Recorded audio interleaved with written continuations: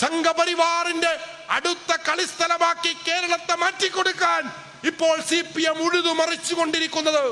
CPM-നോട് ഞങ്ങൾക്ക് പറയാനുള്ളത്, നിങ്ങൾ ഉഴുതുമറിക്കുന്ന ഈ കേരളമുണ്ടല്ലോ, അത് നിങ്ങളുടെ കയ്യിൽ നിൽക്കില്ല. അത് സംഘപരിവാർ കൊത്തിക്കൊണ്ടുപോകും എന്ന് നിങ്ങൾ മനസ്സിലാക്കണം. പ്രിയപ്പെട്ട സഖാക്കളെ, പാനൂരിലെ പ്രിയപ്പെട്ട സഖാക്കളെ, CPM-ന്റെ പ്രവർത്തകരെ, നിങ്ങളുടെ സഖാക്കൾ രക്തസാക്ഷികളായത് സംഘപരിവാറിനെതിരെ പോരടിച്ചിട്ടാണ്, RSS-നെതിരെ പോരടിച്ചിട്ടാണ്. നിങ്ങളുടെ നൂറുകണക്കിന് സഖാക്കൾ ഈ കണ്ണൂരിന്റെ മണ്ണിൽ ചോരയിട്ട് വീണത്. ആ സഖാക്കൾ ചെറുത്തു തോൽപ്പിക്കാൻ ശ്രമിച്ച സംഘപരിവാറിനെ കേരളത്തിന്റെ രാഷ്ട്രീയ അധികാരത്തിലേക്ക് കൊണ്ടുവരുന്ന വിഡ്ഢിത്ത നിലപാടാണ് നിങ്ങളുടെ നേതാവ് പിണറായി വിജയൻ ഇപ്പോൾ നടത്തിക്കൊണ്ടിരിക്കുന്നത്. അത് വിഡ്ഢിത്തമാണ്, അത് അപകടമാണ്. ഇത് ചെയ്യരുത് എന്ന് പറയാനുള്ള ഉത്തരവാദിത്തം കേരളത്തിലെ കമ്മ്യൂണിസ്റ്റുകാർക്കുണ്ട്.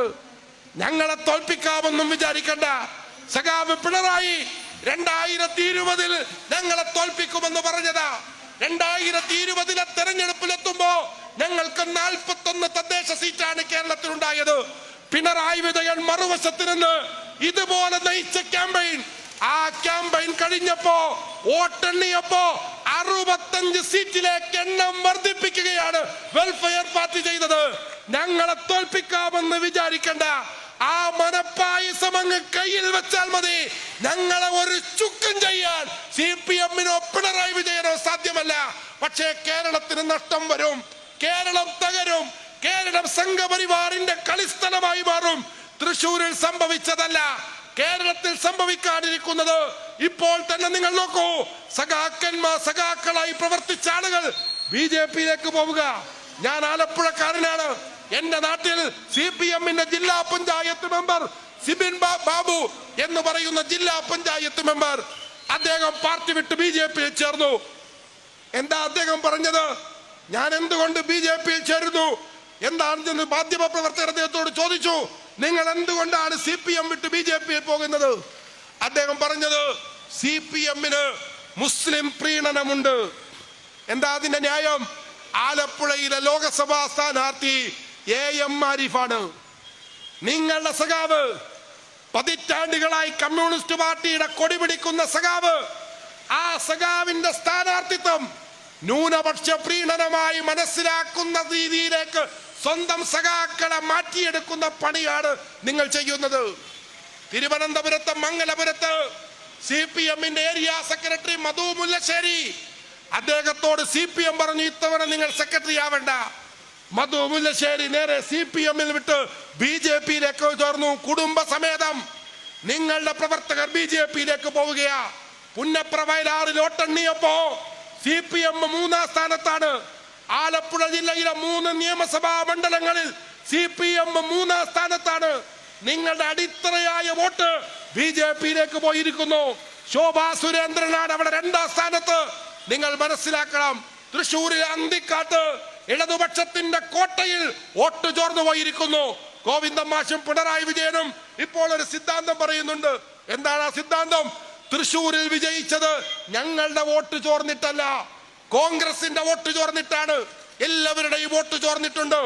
അതിന്റെ ഒരു കണക്ക് പറയുമ്പോ 2019 ലോകസഭാ തെരഞ്ഞെടുപ്പിൽ കോൺഗ്രസിന് കിട്ടിയ വോട്ടിൽ നിന്ന് 86,000 വോട്ട് കുറവാണ് 2024 തൃശ്ശൂരിൽ കോൺഗ്രസിന് കിട്ടിയത്.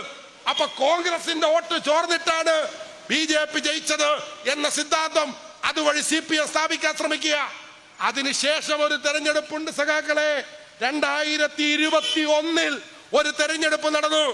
ആ തെരഞ്ഞെടുപ്പിൽ തൃശ്ശൂരിലെ ലോകസഭാ മണ്ഡലത്തിലെ അസംബ്ലി മണ്ഡലങ്ങളിൽ നിന്ന് CPM ഇടതുപക്ഷ സ്ഥാനാർത്ഥികൾ നേടിയ വോട്ടിനേക്കാൾ 1.5 ലക്ഷം വോട്ടിന്റെ കുറവാണ് CPI-യുടെ സ്ഥാനാർത്ഥിക്ക് ഇപ്പോൾ സുനിൽകുമാറിന് തൃശ്ശൂരിൽ കിട്ടിയത്. എവിടെ പോയ വോട്ട്? ആ വോട്ട് ചോർന്ന് BJP-യിലേക്ക് പോയി.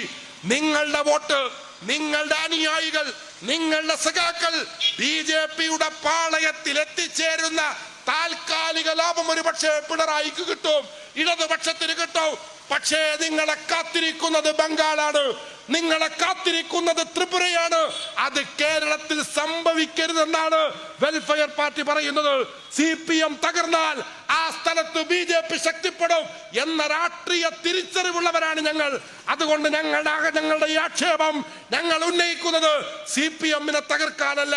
പക്ഷേ CPM അതിന്റെ രാഷ്ട്രീയം കൈവിട്ടുകൊണ്ട് വലതുപക്ഷ വർഗീയ രാഷ്ട്രീയത്തിലേക്ക്, വർഗ രാഷ്ട്രീയത്തിൽ നിന്ന് ഭൂരിപക്ഷ വർഗീയ രാഷ്ട്രീയത്തിലേക്ക് മാറിയതിനെ ഞങ്ങൾ ചൂണ്ടിക്കാണിക്കുക മാത്രമാണ് ചെയ്യുന്നത്.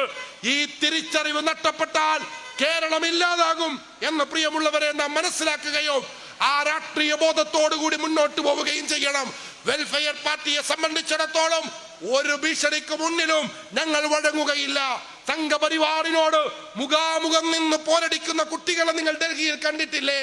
RSSന്റെ ഗുണ്ടകളും പോലീസും ചേർന്ന്, സംഘപരിവാറിന്റെ പോലീസും ചേർന്ന് രാജ്യ തലസ്ഥാനത്തെ തെരുവീതികളെ ഭീകരമായ ആക്രമണങ്ങൾ കൊണ്ട് നിറച്ചപ്പോൾ അവർക്ക് മുന്നിൽ പെരുവിരൽ ചൂണ്ടി നിൽക്കുന്ന ഞങ്ങളുടെ പെൺകുട്ടികളെ കണ്ടിട്ടില്ലേ?